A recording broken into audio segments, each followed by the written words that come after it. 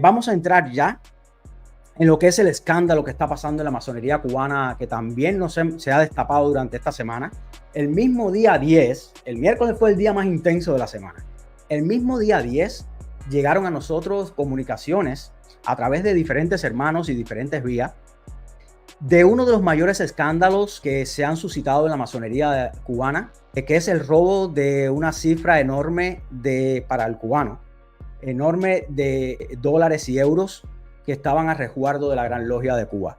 Y sin entrar a analizar todavía y a dar mi opinión acerca de estos tristes sucesos, que son vergonzosos, no hay ningún hermano que se ha acercado a mí que no dice primero la palabra es vergüenza y después me cuentan lo que ha pasado o me envían información. Hoy les voy a compartir todos los documentos importantes que han llegado a mí alrededor de este caso. Y quiero compartirlo porque deben ser públicos. Esto ya basta ya de que estemos pasando paños tibios, porque la masonería en Cuba no la destruimos nosotros los que publicamos estas cosas. No la destruyo yo. La destruyen ustedes con su actitud. Todos los masones que están ocupando cargos importantes, incluso los que no, porque tanta culpa tiene el que aguanta, el que mata la vaca como el que le aguanta la pata. Los que han elegido a estos señores por ser un mal menor son responsables de la actitud de estos señores. Yo tengo un buen amigo en La Habana, que es masón, y cuando me confirmó la noticia de que este señor Mario Urquía había resultado electo en las elecciones pasadas de marzo del año pasado, mi primera expresión fue: yo conozco a ese señor no sirve.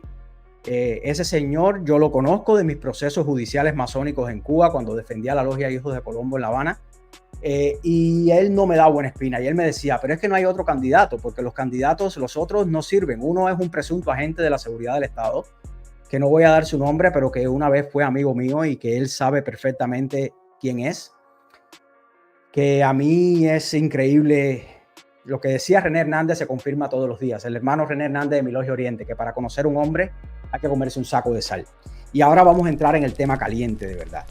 A este señor lo eligieron porque era un mal menor. Y por ser un mal menor, estoy hablando de este señor que aparece aquí. Y por ser un mal menor es que tenemos las consecuencias que tenemos en estos días. Este señor que está acá a la izquierda, déjenme ver, ponerlo en una mejor pantalla para que se vea. Bueno, a la izquierda o a la derecha, no sé. El más bajito es el actual Gran Maestro. El personaje centro de esta historia de terror que les voy a contar a continuación. Y el personaje a la derecha es el segundo al mando de la masonería en Cuba, o de la parte de la Gran Logia de Cuba, que son los grados 1 al 3. Es como si fuera el presidente de la República uno y el vicepresidente el otro. Pues nada, aquí les voy a ir compartiendo y lo voy a hacer. Déjenme mostrarle acá. Les voy a compartir la primera comunicación que llegó a mí. Miren esto, mis hermanos y profanos, las personas que están viéndonos de cualquier sitio. Aquí le envío esto. Esto lo estoy publicando para que se sepa por todo el mundo y los voy a leer con ustedes. La Habana, miércoles 10 de enero del 2024. Información especial del Patronato del Asilo Masónico.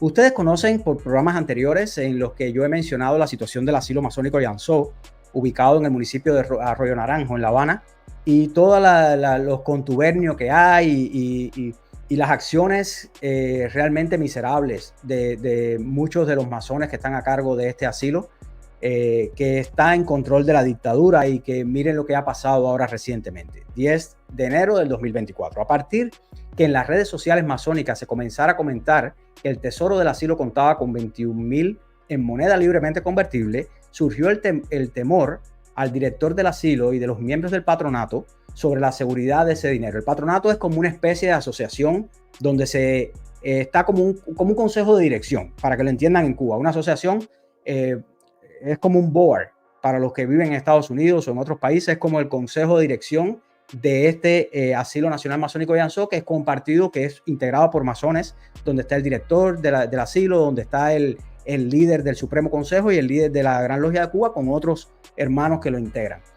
Pues dice, y de miembros del patronato, sobre la seguridad de ese dinero, donde se coincidía que estaba en peligro, puesto que el asilo se encuentra aledaño al reparto La Guinera, con una población altamente proclive a cometer actos delictivos, por lo que el patronato en su conjunto tomó el acuerdo por unanimidad de trasladar la cuantía a una caja fuerte en la Gran Logia, la suma de 19,000 en moneda libremente convertible, quedando en el asilo 2.000 para gastos de inmediata urgencia y necesarios en el asilo.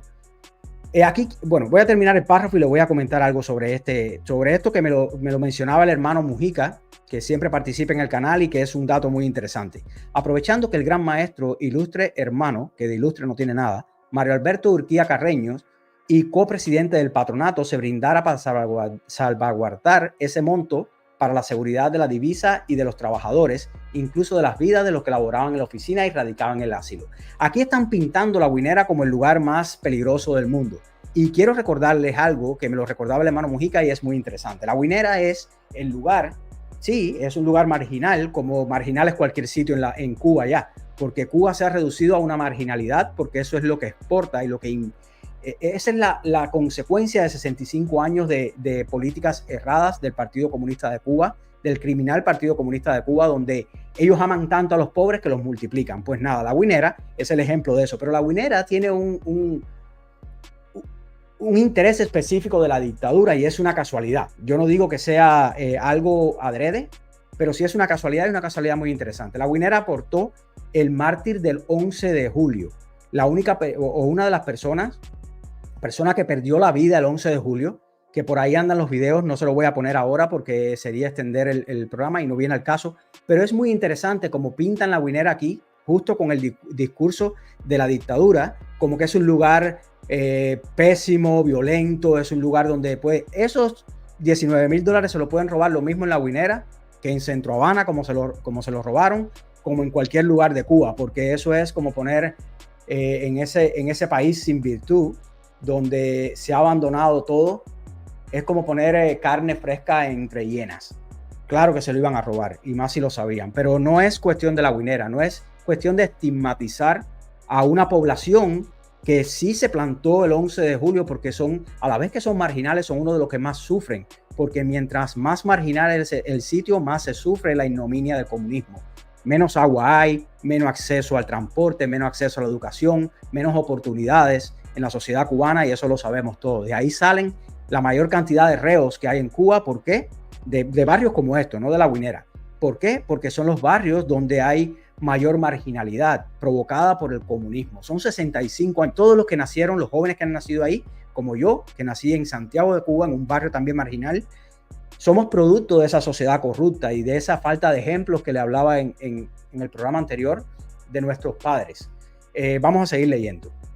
Del traslado y la entrega de dicha divisa al gran maestro Mario Alberto Urquía Carreño se encargó el tesorero del patronato Ernesto Valdés García, grado 32, y el director del asilo Raúl Acosta González, grado 33, que hicieron entrega en la oficina del gran maestro, en donde se contó el dinero y se firmó un acta de entrega y recibimiento por los 3 venerables hermanos presentes en dicha entrega. En la reunión del patronato de octubre pasado de 2023, en el mes de octubre, el miembro del patronato por parte del Supremo Consejo, ilustre y poderoso hermano Ángel Santiesteban Prats, grado 33, pidió que mensualmente se hiciera un arqueo de caja por el tesorero del patronato y el gran tesorero de la Gran Logia de Cuba, Airán Cervera.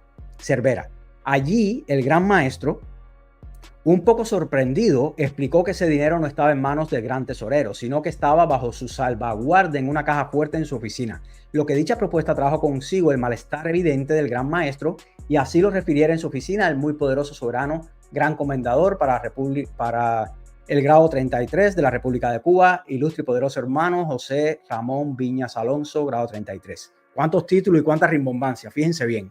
Al sentir que se desconfiaba de él, en estos días de comienzo de 2024 se ha suscitado una delicada situación con el alimento en el asilo masónico, dada la gravedad de las circunstancias, por lo que en la mañana 10:45 am del día 9 de enero, es decir, del martes de esta semana, del presente año, después que el director del asilo le informara al soberano lo desabastecido de la despensa con carácter urgente, y por primera vez que se daba esta eventualidad, se determinó tomar $1,000 de la cuantía depositada en la Gran Logia para comprar alimentos a los asilados, a los ancianos que vemos que están abandonados en el asilo. El soberano le hizo una llamada al gran maestro el mismo martes 9 de enero, aproximadamente a las 12 meridiano, para informarle que iría con el tesorero del patronato Ernesto Valdés García, grado 32.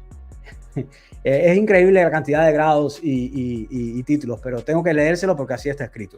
El secretario del patronato, Frank E. Quevedo Martínez, grado 33, el director del asilo, Raúl Acosta, grado 33, y él a recoger los $1,000 y le hace partícipe de la situación alimentaria que ocurre en el asilo, por lo que comprarles el alimento a los asilados es de carácter urgente. El Gran Maestro le informa al soberano que el elevador está roto, el elevador del edificio de la Gran Logia de Cuba, y que para que no suba a los 11 pisos se lo llevará al Supremo, que es un edificio que se encuentra a determinadas cuadras de ahí de Carlos III. Se encuentra cerca, pero no tan cerca. Es un poco distante, pero él se compromete en llevárselo al Supremo. El soberano le dice que no, que el procedimiento será asistir con el tesorero, el secretario, el director y él, para así modificar el acta de entrega anterior y ajustar el monto que recogerían y que permanecería en la Gran Logia. El Gran Maestro acepta, pero le dice que lo llamará más tarde para informar el horario en que podrían proceder. A las 7 p.m. del martes, todo esto está pasando de 12 del mediodía a las 7 de la noche. Del martes 9, el Gran Maestro llama al soberano para preguntarle dónde se encontraba para acudir a su encuentro y poder conversar, lo cual ocurre en la casa del soberano. El Gran Maestro se presenta con el gran tesorero de la Gran Logia de Cuba, venerable hermano Airán Cervera, quien le pide subir a la azotea para mantener una conversación privada. Y aquí comienza la parte buena.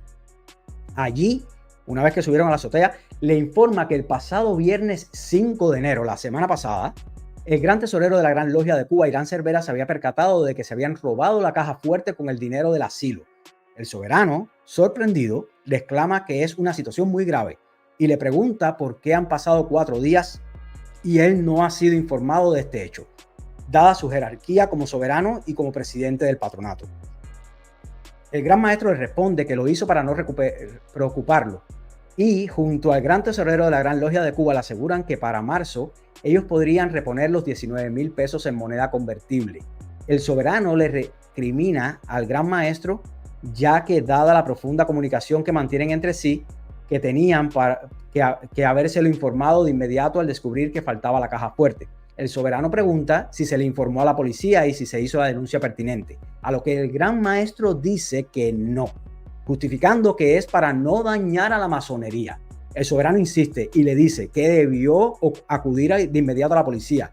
Antes de retirarse el Gran Maestro, el soberano le dice que tiene que procesar toda la información porque los hechos son de una gravedad extrema y tiene que tomar una determinación. Una hora después, a las 9 de la noche del mismo martes 9, el soberano, ante la grave situación, toma la determinación de citar al patronato a reunión extraordinaria y con carácter urgente para el día siguiente, miércoles 10 de enero, a las 4 p.m.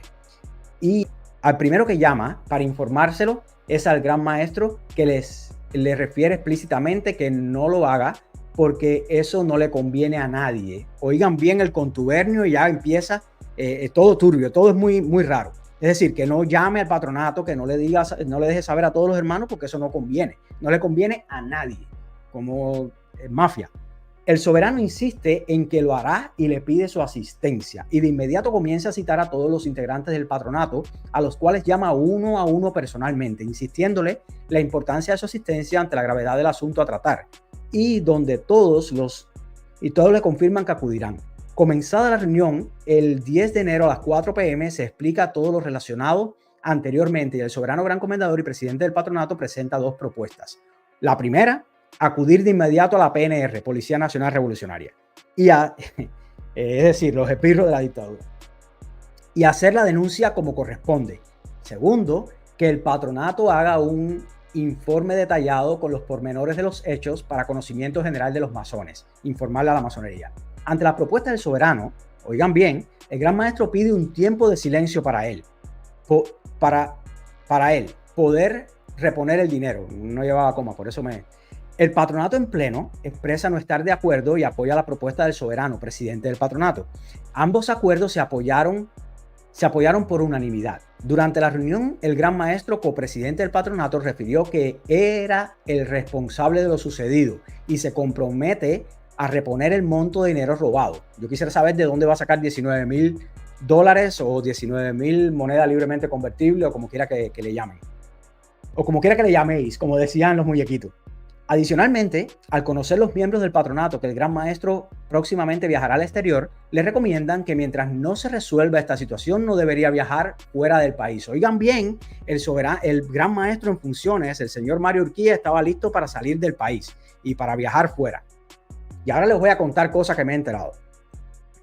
Los miembros del patronato debaten el por qué la demora entre el tiempo del hecho y la información 4 días después. Es decir, se dan cuenta supuestamente, alegadamente, como diría el gran Otaola, alegadamente se dan cuenta el día 5 y todos estos eventos se están dando el día 9 y 10, es decir, 4 y 5 días después. Este documento ha sido aprobado por unanimidad por los miembros del patronato presentes en dicha reunión. Se ha conocido que la denuncia ha sido radicada en la estación policial de Zanja. Y aquí están la relación de los hermanos que firman el documento, aclarando que 4 de ellos se encontraban fuera en el momento de firmarlo porque estaban haciendo la denuncia en la PNR. Hasta aquí la primera carta que llega a mí, que es un escándalo, porque como vemos, esto ya enciende las alarmas de todo el mundo. Los primeros, los masones. En Cuba y fuera de Cuba enseguida se supo, porque de la ley Mordaza nada. Hoy en día se sabe todo y los primeros en enterarnos somos nosotros, porque gracias a Dios tenemos muchos hermanos que confían en nuestra opinión y que comparten estas informaciones que no deberían ser secretas, porque tengamos siempre presente, como le expliqué en el video de la ley Mordaza, que los primeros en enterarse de cualquier comunicación que emita la Gran Logia de Cuba por ley, por la ley 54 y su reglamento, que son leyes de la dictadura, donde se atiende la relación con las instituciones fraternales y religiosas, por ley, cada comunicación debe conocerla primero la oficina que atiende asuntos, es decir, el Partido Comunista de Cuba, a través de Caridad Diego, etcétera, etcétera, y sobre todo las comunicaciones nacionales. Pues nada, automáticamente llega a mí, a finales de ya el mismo, esto es el día 10, el día 11, que es el día siguiente, antes de levantarme me suena el teléfono de nuevo y recibo este mensaje que les voy a compartir ahora. Es terrible. Me llega una carta del actual vicepresidente de la masonería en Cuba, es decir, el señor que le mostré ahorita, que es una carta titulada Declaración de Principios del señor Gerardo Cepero Díaz, actual diputado Gran Maestro, es decir, el vicepresidente de la masonería en Cuba, para que se entienda de una forma simple a los que no conocen la nomenclatura masónica. Esta carta, que se las voy a leer a continuación, me llega inmediatamente el 11 de enero. Y oigan cómo dice.